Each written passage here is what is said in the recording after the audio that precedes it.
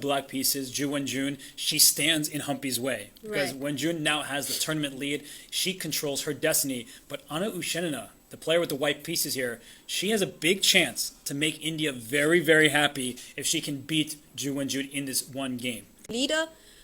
Yeah, there we have Wenjun on the board, and if we can have that's what we want, knight f3, d5, c4 and e6. So Catalan, no surprises. Anna loves this opening with white and Wenjun as well. So open Catalan. And I think this queen is a h4. very good choice given what we've seen in so many games where black keeps that extra pawn. So finally, a player says, no extra material for you. Let's just even it up. And I wouldn't be surprised, she was a4, but I was going to say some of these knight e5 lines just to take this bishop can be appealing to players. In speed chess, the bishop is so strong on the long diagonal. Right, but here, of course, we thought it would be a Catalan, but black simply played c5, did not allow white to play d4 so easily. So now it's in English. Bishop to c6, knight will develop to d7, I guess. That's the point, to bring the bishop on this diagonal. And, well, black can also play for a6, b5 if we get a chance. Yeah, if you get that chance, you definitely can go for it, but this is why white adopts a solid setup on the light square. This bishop on c6, it is very strong, challenging the bishop on g2. I think that both sides are in their comfort zones of black playing a little bit more quickly than white. And this tournament can be decided if Wenjun, if she wins this game with the black pieces, it's all over. But if she is held to a draw or even loses, then Humpy, Divya, and even an outside shot for Harika in the field. Yeah, so queen b3 on the board, and knight to c4 is her idea. She wants to come knight to e5 as well, maybe put the pawn on a5, prevent any kind of b5 stuff. We will come back to this game. Let's have a look at how Humpy is doing against e5 is within her sights, but black has put all of her pieces, Wenjun keeping that pawn in order. So how does either side break here? That's the big question. Right, I mean, I would love to play f4, but for that I need to move my knight somewhere, and I'm just wondering where to put it. Do I want to put it on c2, a5? Okay, Allows decision. b5. Yeah, allows b5, so maybe she's claiming the c5 pawn is a long-term weakness, but the engine might not be so scared. We'll see if Wenjun is, because otherwise she'll just allow a swap of pawns. Right, and b5 will be met with maybe knight to d2, because knight on a3 runs into b4, of course. So knight to d2 is the only move, and then the c5 pawn is still quite well protected, Robert. So what is white's point here? She does not play b5, she plays rook to c8. She wants to keep the position solid. I would have done the same thing, because with this pawn going to b5, at some point the knight would get d2 to b3, and you just have to be worried, even if it doesn't actually amount to anything. But your idea is attractive to Anna Ushenina. The pawns were on a4 and a7. I think this pawn trade worked out in white's favor. b5, knight d2, of course, there is no better square for the knight, and then we continue with our plan to knight. Oh, she goes knight a5. Yeah, and remember that bishop that Harika had in the corner?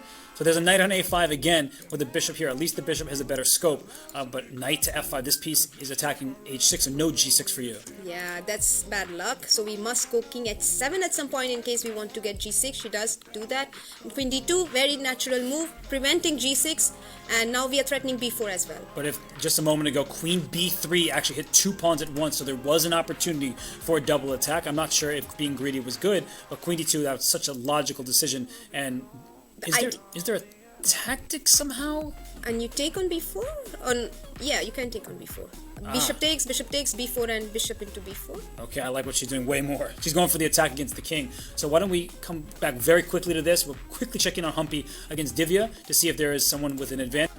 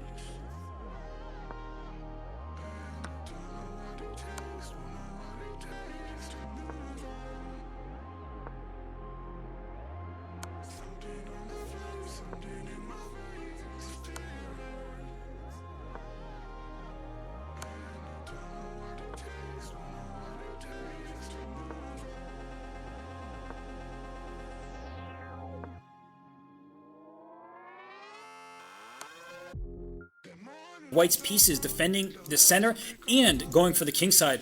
Rook h1 first. Okay, the threat is strong in the execution, she says, but now it's time to execute. Yeah, h5 very strong there by Anna. Knight h7. Wenjun not feeling as scared as she might, as I might in this position, Robert. I'm scared for her. Look at this attack building for White. A second rook coming over. The bishop will leave the h6 square, but knight c5?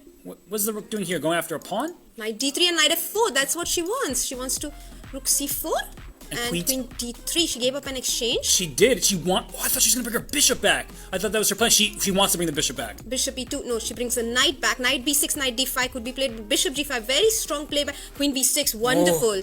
That's such a great resource. Queen c7 maybe? Queen a7. Queen a7 and rook e7 might be played, but bishop h6, rook h6 and rook e7, I guess. Yeah, rook e7 looks like a possible move here. Rook takes g6 to distract the queen away. Knight f5? No, knight f5 is queen g5 check, unfortunately. But these ideas are going to be in the air. It looks like suddenly when June is taking over, if she converts this, she wins the tournament. And knight h5 here might not be enough. Anyway, queen c3, knight takes, knight takes. It's still wide open, this game. Now the g5 square is controlled, so we can go knight f5. Oh.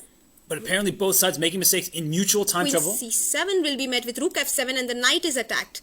But there was queen takes f7 and knight g5. There was a tactic there. So both sides are seeing tactics. What's happening here? Queen d6? Queen e5 was possible, but she did not. And now black is an exchange up, but with a very weak king. But white's king is weak too. So what's happening? It's so complicated. Now knight g4 next. And she goes queen to d2. I'm not sure where that queen's going after that. And rook f5? Yeah, knight g4, only move. See, that's a good thing, because that was the only move for white. And queen d6 is excellent. Yeah, queen d6 was great. I wanted to play queen c7 first, so this prevents that. And you simply pick up e4 now. And queen b3. This could still be winning for black in time pressure, but otherwise it's quite good for a draw. Humpy won her game. So that means that if this game ends in a draw, Humpy ties with Wenjun for first place. So Wenjun, she wants this win. And what just happened there? Oh, there has been a claim.